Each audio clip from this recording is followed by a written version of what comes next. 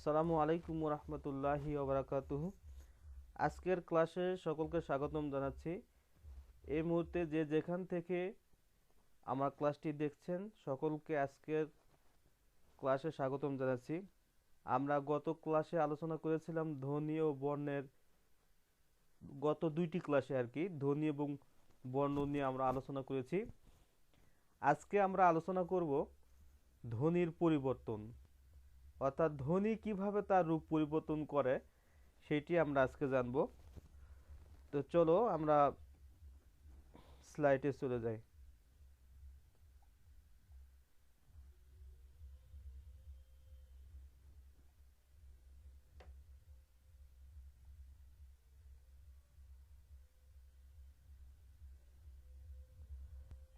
আজকে আমরা আলোচনা করব ধ্বনির পরিবর্তন, অর্থাৎ ধ্বনি কিভাবে তার রূপ পরিবর্তন করে সেটি আমরা আজকে জানব।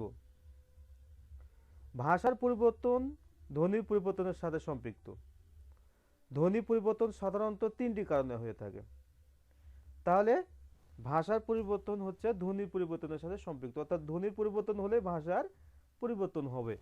এই ধ্বনির পরিবর্তন সাধারণত তিনটি কারণে হয়। দ্রুত উচ্চারণের কারণে, উচ্চারণে অসাবধানতার কারণে, আঞ্চলিকতার কারণে। এই তিনটি কারণে কি হয়ে থাকে? ধ্বনির পরিবর্তন হয়ে থাকে। ধ্বনির পরিবর্তন দুই ধরনের: স্বরধ্বনির পরিবর্তন এবং ব্যঞ্জন ধ্বনির পরিবর্তন।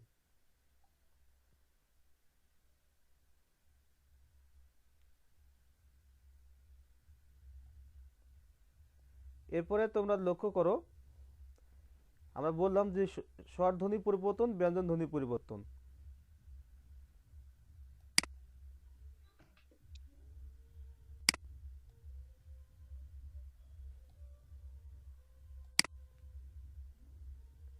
খেয়াল করো, স্বরধ্বনি দিয়ে গঠিত ধ্বনিগুলো হচ্ছে স্বরধ্বনি, আবার ব্যঞ্জন ধ্বনি দিয়ে গঠিত ধ্বনিগুলোই হচ্ছে ব্যঞ্জন ধ্বনি। স্বরধ্বনি দিয়ে গঠিত ধ্বনিগুলোর মধ্যে রয়েছে স্বরাগম, স্বরলোপ, স্বরসঙ্গতি। এরপরে ব্যঞ্জন ধ্বনির মধ্যে রয়েছে যেমন ব্যঞ্জন দ্বিত্ব, ব্যঞ্জন চ্যুতি, ব্যঞ্জন বিকৃতি। এবার তোমরা লক্ষ্য করো, প্রথম বর্ণটি স্বরধ্বনি দিয়ে গঠিত যদি হয় সেটি স্বরধ্বনির মধ্যে পড়বে, যেমন অপিনিহিতি, অবিশ্রুতি, অসমীকরণ। আর প্রথম বর্ণটি যদি ব্যঞ্জন ধ্বনি দিয়ে গঠিত হয় তাহলে সেটি কি হবে? ব্যঞ্জন ধ্বনি। যেমন আমরা দেখতেছি এখানে, লক্ষ্য করো, সমীভবন, ধ্বনি বিপর্যয়, হকার ও রকার লোপ, বিষমী ভবন। তাহলে আমরা লক্ষ্য করলাম যে স্বরধ্বনি পরিবর্তন কিভাবে হয়ে থাকে, আবার ব্যঞ্জন ধ্বনি পরিবর্তন কিভাবে হয়ে থাকে। এখানে তোমরা লক্ষ্য করো, এই স্বরধ্বনি আবার ব্যঞ্জন ধ্বনি যে আমরা আলোচনা করলাম, এখান থেকে একটি ব্যতিক্রম রয়েছে, অন্তর্হতি। এটি ব্যঞ্জন ধ্বনির পরিবর্তন, অর্থাৎ স্বরধ্বনি আছে কিন্তু এটি ব্যতিক্রম এই কারণে সেটি হচ্ছে ব্যঞ্জন ধ্বনির মধ্যে পড়ছে।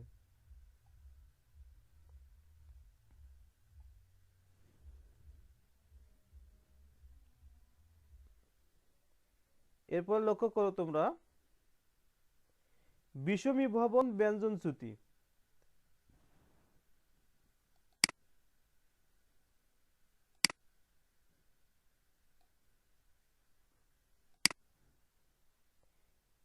শব্দের মধ্য হতে বর্ণ পরিবর্তনের ব্যাপার। এই বিষমী ভবনটা হচ্ছে শব্দের মধ্য হতে বর্ণ পরিবর্তনের ব্যাপার, আর ব্যঞ্জন চ্যুতিটা হচ্ছে সমধ্বনির ব্যাপার। এরপরে লক্ষ্য করো, দুটি সমবর্ণের একটি পরিবর্তন হলে, যেমন শরীরের মধ্যে খেয়াল করো, এই শরীরের মধ্যে দুটো ধ্বনি আছে, এই দুটির একটি পরিবর্তন হলে সেটি হলো বিষমী ভবন। আবার দেখো এদিকে ব্যঞ্জন বিচ্যুতির মধ্যে দেখো, দুটি সমবর্ণের একটি লোপ হলে, ছোট দাদা, ছোট দা, এগুলো আমরা কিন্তু ব্যবহার করতে দেখি শুনি আর কি। সোরদাদা ছিল আসলে, কিন্তু আমরা সোরদা বলতে শুনি। এরপরে লক্ষ্য করো ব্যঞ্জন বিকৃতি। ব্যঞ্জন বিকৃতির মধ্যে শব্দের মধ্য হতে বর্ণ পরিবর্তনের ব্যাপার, অর্থাৎ মাঝখান হতে বর্ণটা পরিবর্তন হবে। যেমন এরপরে শব্দের মধ্য হতে বর্ণ রূপ পরিবর্তন করলে, যেমন এখানে এর মধ্যে দেখো তোমরা কবাট, কবাটটা ব ছিল, সেটাই মাঝখান থেকে কি পরিবর্তন হয়ে গেল, বটা পয়ে রূপান্তরিত হলো। এরপরে ধোপা, পটা এখানে বতে রূপান্তরিত হয়ে গেল, অর্থাৎ ব্যঞ্জন বিকৃতি ঘটছে আর কি। এরপরে ধ্বনি বিপর্যয়ের মধ্যে লক্ষ্য করো শব্দের মধ্য হতে বর্ণ পরিবর্তনের ব্যাপার। এখানে আমরা লক্ষ্য করি শব্দের মধ্য হতে বর্ণ পাশ পরিবর্তন করলো, অর্থাৎ এক পাশ থেকে অন্য পাশে চলে যাবে। লক্ষ্য করি রিক্সা পরিবর্তন হয়ে কি হলো রিস্কা, অর্থাৎ কটা সামনে মাঝখানে ছিল, শেষে গেল, দন্তস্বটা শেষে ছিল, মাঝখানে চলে আসছে। এরপরে লক্ষ্য করি পিশাচ, তালবস্যটা মাঝখানে ছিল, শেষে গেছে, আর চটা শেষে ছিল, মাঝখানে চলে আসছে। এরপরে আমরা লক্ষ্য করি অন্তর্হতি। এই অন্তর্হতির মধ্যে পদের মধ্যে হতে বর্ণ লোপ বা হারিয়ে যাওয়া, পদের মাঝখান হতে বর্ণটা লোপ হবে অথবা হারিয়ে যাবে। যেমন ফাল্গুন, এই ফাল্গুনের মধ্যে আমরা অনেক সময় বলে থাকি ফাগুন, ফাল্গুন অথচ মূল রূপ, আর ফাগুন আমরা অনেক সময় আমরা বলে থাকি। এই শব্দের মধ্যে হতে লোপ হয়ে গেল, লটা লোপ হয়ে গেছে।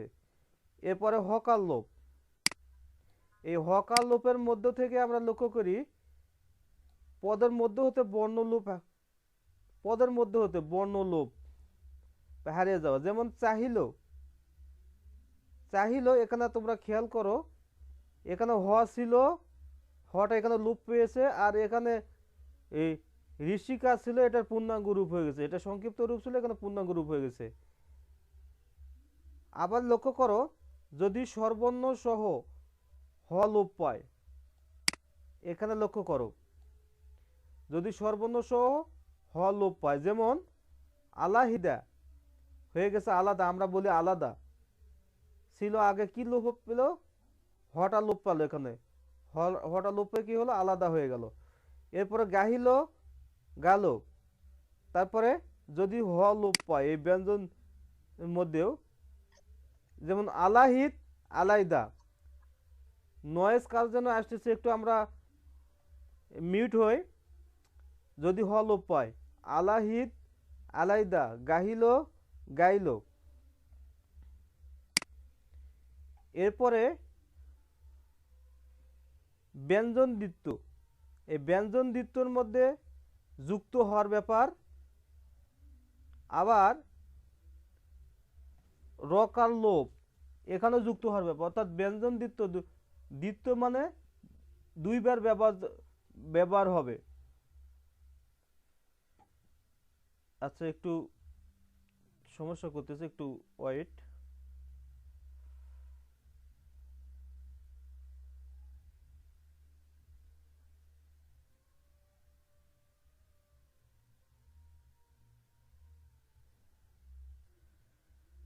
শব্দকে জোর দেওয়ার জন্য যুক্ত বা দ্বিত্ব হলে, যেমন সকাল, এই সকালটাকে দ্বিত্ব করা হয়েছে এখানে সকাল। পাকা, আমরা বলি যে পাক্কা কথা দিলাম, এই যে এখানে কটাকে দুইবার ব্যবহার করা হয়েছে, এজন্য দ্বিত্ব বলা হচ্ছে এখানে।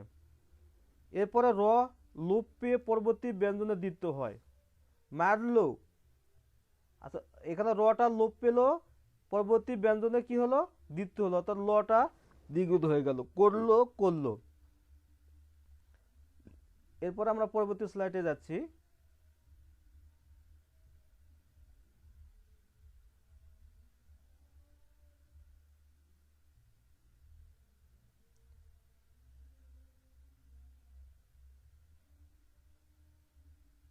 লক্ষ্য করো আদি স্বরাগম, আগে স্বরধ্বনির আগমন হলে আদি স্বরাগম, অর্থাৎ এগুলো তোমাদের বইয়ের মধ্যে রয়েছে, জাস্ট শুধু তোমাদের একটু বুঝে দেওয়ার ব্যাপার।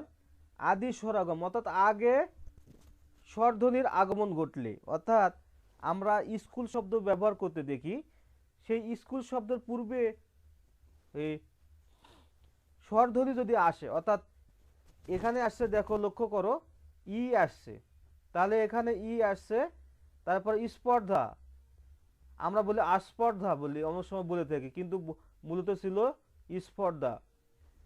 তাহলে এই যে এখানে স্বরধ্বনি আসছে আগে, এরই পরিবর্তন হয়ে স্পর্ধা হয়ে গেছে, স্কুলটা স্কুল হয়ে গেছে। এরপর লক্ষ্য করো মধ্য স্বরাগম, অর্থাৎ মাঝের ধ্বনির আগমন যদি হয় সেটি হচ্ছে মধ্য স্বরাগম। মুক্তা, মুকুতা, ফিল্ম, ফিল্ম, এই মাঝখানে তোমরা একটু ভালো করে বুঝে নাও, তাহলে হয়ে যাবে ইনশাল্লাহ। অন্তঃস্বরাগম অর্থাৎ শেষে স্বরাগম, অর্থাৎ শেষে স্বরধ্বনির আগমন হলে অন্তঃস্বরাগম। দিশ, এই যে এখানে দিশা হয়ে গেছে, বেঞ্চ, বেঞ্চি হয়ে গেছে, শেষের দিকে চলে আসছে। অপিনিহেতি, পরের ইকার বা উকার বা র ফলা থাকলে রস ই এবং উ আগে উচ্চারিত হবে, অর্থাৎ পরেরটা আগে আসবে। যেমন দেখো আইস, আমরা বলে থাকি কি আজি, অর্থাৎ পরের ইকারটা আগে চলে আসে। সাধু, সাউদ, অর্থাৎ কখনো পূর্ণাঙ্গ রূপ থাকবে, কখনো আবার সংক্ষিপ্ত রূপে সেটি পরিবর্তন হবে। এরপরে লক্ষ্য করো অসমীকরণ, একই স্বরের পুনরাবৃত্তি দূর করার জন্য মাঝখানে স্বর ধ্বনিযুক্ত হয়, অর্থাৎ একই স্বরের পুনরাবৃত্তি, যেমন লক্ষ্য করো টপ টপ, এই একই স্বর দুইটা, এটি পুনরাবৃত্তি দূর করার জন্য মাঝখানে স্বর ধ্বনিযুক্ত করা, যেমন আমরা এখানে বলা হয় তাকে টপা টপ, টপা টপ। ধপ ধপ, কেমন একই শব্দে দুইবার পুনরাবৃত্তি হচ্ছে, কিন্তু এটি অসমীকরণ হয়ে যাচ্ছে, এজন্য এটাকে সমীকরণ করার জন্য কি করা হচ্ছে, মাঝখানে স্বর ধ্বনি যুক্ত করা হচ্ছে, যেমন ধপা ধপ। ধ্বনি বিপর্যয়, শব্দের মধ্যে দুটি ব্যঞ্জনের পরিবর্তন, যেটি এর আগে আমরা আলোচনা করলাম, রিক্সা ছিল রিস্কে হয়ে গেছে।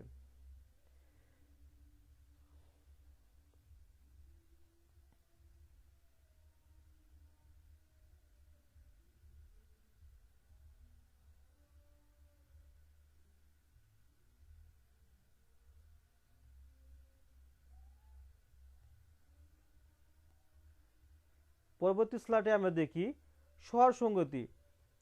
স্বর সংগতির মধ্যে রয়েছে প্রগত, আদি স্বর অনুযায়ী অন্তঃস্বরের পরিবর্তন, মূলা, মূলো, শিকা, শিকে, অর্থাৎ প্রগত আদি স্বর অনুযায়ী, অর্থাৎ আগের স্বর অনুযায়ী অন্তঃস্বরটা পরিবর্তন হবে, অর্থাৎ আগে যে স্বরটা থাকবে সেই স্বরটা অনুযায়ী পরের স্বরটি পরিবর্তন হবে।